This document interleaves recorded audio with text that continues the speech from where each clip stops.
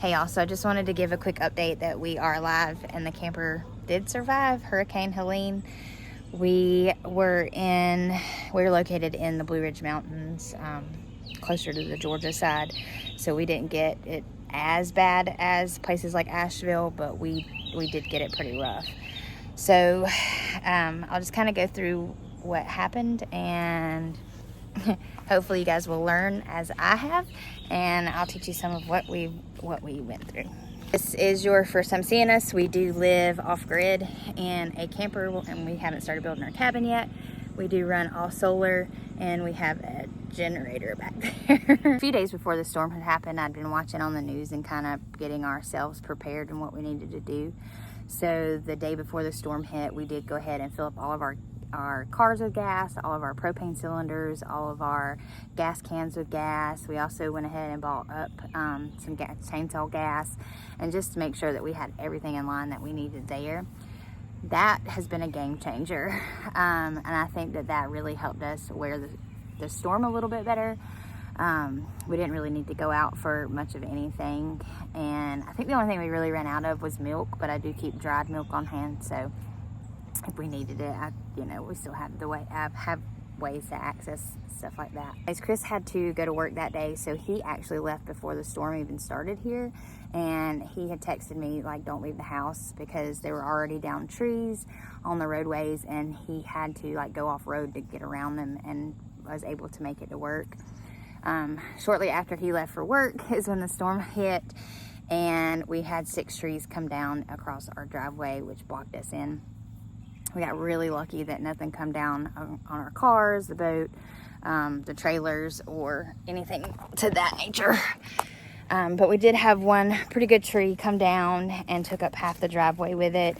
So we're still kind of working on that. And we don't have a tractor or anything, so we're having to like manually fill in the hole.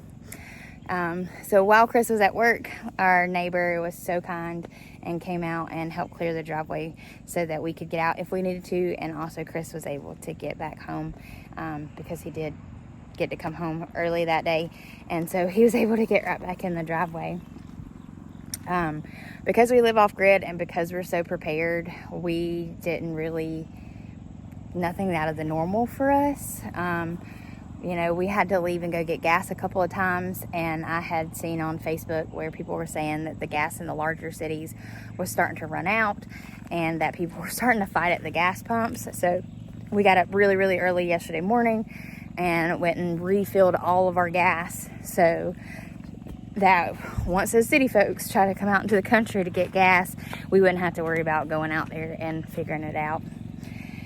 Our stove and refrigerator and all that's run on propane, so because I had filled all those up before the storm, that's all been fine for us.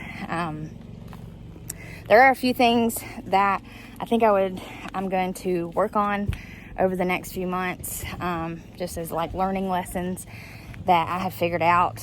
I want to get a couple more propane cylinders, some larger propane cylinders to have on hand. And I want some more MREs.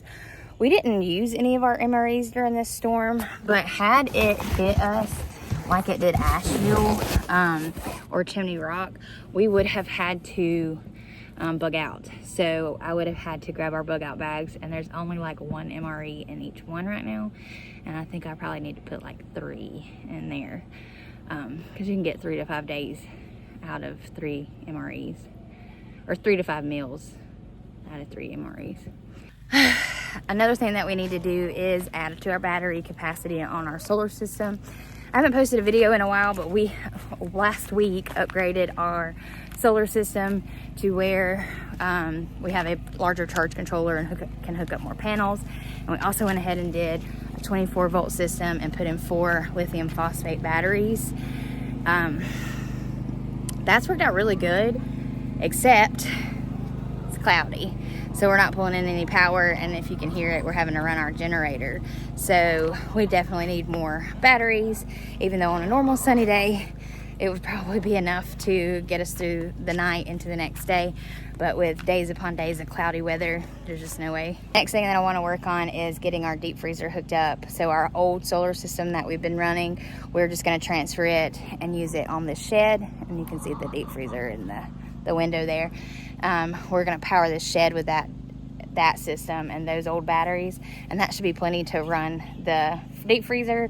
And we'll also be able to charge stuff in there, like drill batteries, and we have like mini chainsaws and stuff, so it'll be able to give us a little bit more power and battery banks on that.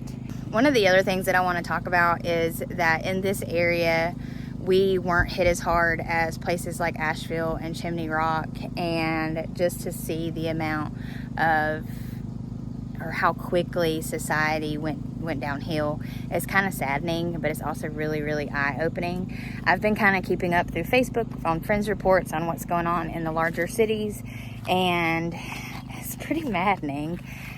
So one of the grocery stores around here is Ingles. Their distribution center is in North Carolina and was completely flooded. So all their stock is gone, and their communication center is down.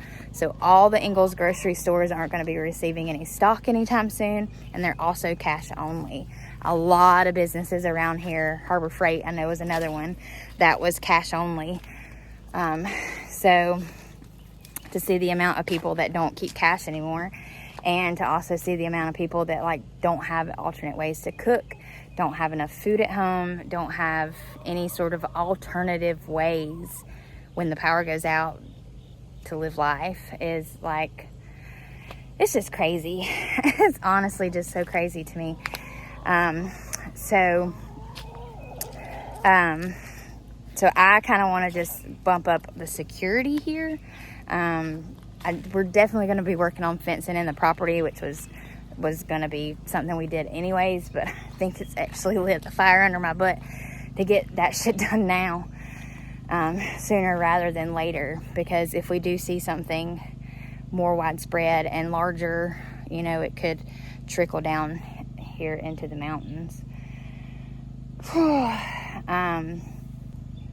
And the next few weeks here too aren't going to be great. I know a lot of people's power is starting to come back on, but some people are still saying it could be a week before they get their power back.